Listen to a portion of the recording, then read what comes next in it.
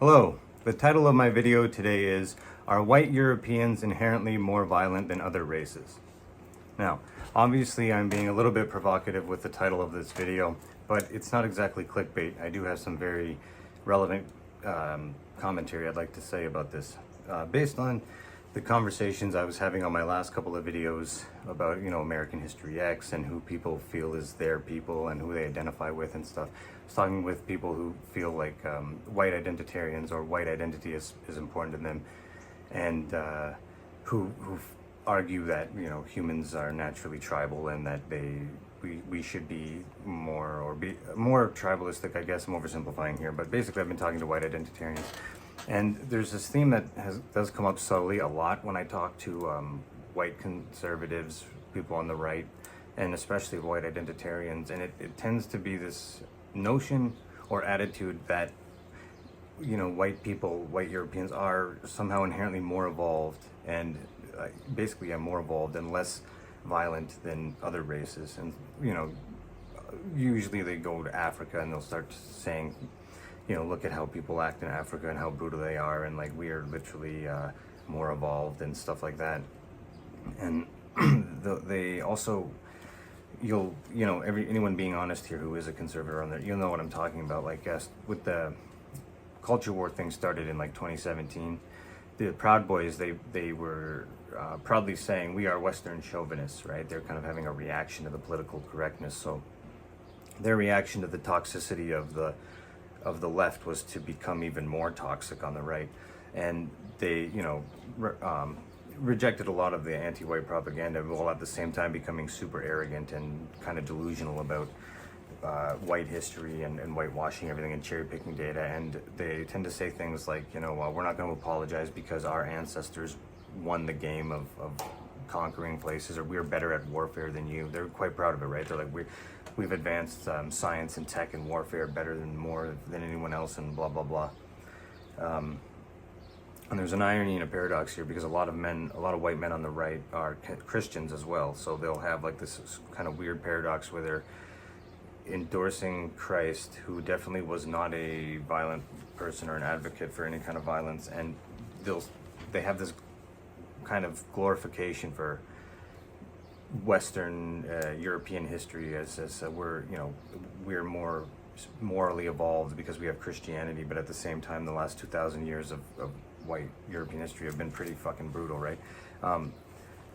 Basically what I'm getting at here is, I don't think that white Europeans are necessarily more violent than other races inherently, although I think culturally we are and always have been. And so the conservatives that always play the genetic determinism game, like, I don't know with white people, if we're being really honest, if it's just culture, or like for these type of guys that want to go talk about Aryan history and how the Aryans conquered all these other races and all this other stuff, if you want to be honest about it, like, maybe there's something with that inherent group of people that they're just more violent and always conquering people. Because the truth is, there are a lot of other non-white groups of people who are really violent and have that kind of nature, obviously, and it might be partly universal. But there's also, if you're an anthropologist or someone else, you can acknowledge there's been a lot of cultures that are actually not about that kind of stuff, that do have different values, and they're just as evolved or intelligent, or were, until they got wiped out by a more aggressive culture.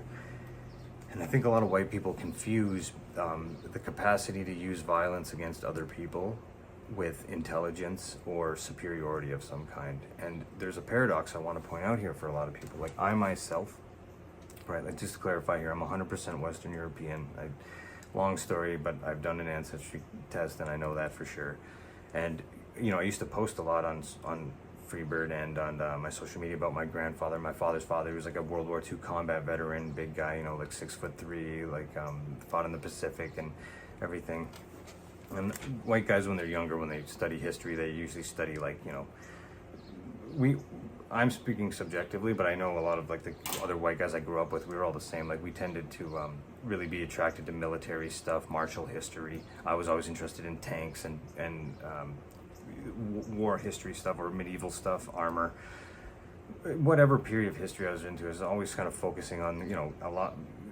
That's why like ancestral memory has to be real, because I was naturally just really preoccupied with war stuff as a child for no reason, without any kind of influence from my parents or anything like that. It was inherent in me, and it makes sense because, you know, my ancestors are literally soldiers. My father's from Detroit, and I don't know much about his life before he was 28 years old. He might have been involved in, you know, he grew up in a really violent neighborhood, and he might have killed someone. I don't know. And I know my grandfather has, and so I might be the first actual person in my lineage to not kill somebody, another human being, for the last, you know, centuries. I don't know.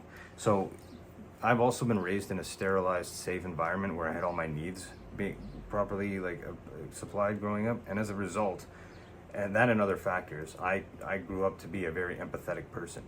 And I don't have the capacity anymore to inflict the kind of violence that my ancestors had, even up until very recently, to do to other people. So I am, you know, proud of that in a way, because I think that moral and spiritual evolution requires losing certain things to gain other things, and that's why nature's a trade-off there. And this is a big problem with human evolution in general. It's the people that are spiritually evolving, not physically necessarily or even intellectually, but morally, become vulnerable. And this, I would argue, maybe even that's a good part about Christianity and white people's, that like Christianity ultimately led to, you know, very progressive people. I mean, the Orthodox Christians should reflect on this and see the irony here. Like, I think that the benefit of Christianity ultimately has been the producing very empathetic people that became progressive people that you know, it's not bad to not have the capacity to brutalize other people, because that's what most of colonization is about, right? It's about exploiting resources from you know, Aboriginal communities that you classify mentally as the other, so that you can literally treat them as like objects at best and just get the resources. That's, you know, and there's always been subgroups of missionaries and really empathetic Christian people, like, to their credit, that have gone around and tried to do that, although the whole idea of being a missionary is also something I think is kind of goofy. But generally speaking, that's what white history is. And there's, you know, white guys always try to sort of brag about being Christian and try to flex about somehow being more evolved, like as if we're not a very warlike ape and always have been, while at the same time bragging about how, you know, they don't like being toxic because you're reacting to other toxicity isn't good, right? And like to brag or to try to flex on other people because of like colonization and stuff like that is pretty fucked up, because, like, you know, acknowledge it for what it is. I've been down the right wing thing. You know, I've interviewed Ricardo Duchesne multiple times and lots of other right wing personalities, and I've read a lot of the books. I've Canada in Decay and Faustian Man and all that on the shelf behind me, and I've listened to all these talking points to try to justify a lot of this stuff morally and rationally and stuff. And I just think it's a cope. It's all a big cope. I'm not saying that white people should have to give up their private property or anything like that, or arguing for affirmative action necessarily, anything like that, but I'm saying being self-aware as a white person in today's climate politically is important. And, you know, the whole white identity thing ultimately is a grift. The people, your brain, you're an evolved ape, and this is a novel environment, but really your people should be the people that you are codependent on for survival. And it's really about 30 people, because that's how our brains are, between 30 and 150. Like, really, you can only emotionally bond with about 30 people, and you can really only care about, like, personal level, about 150.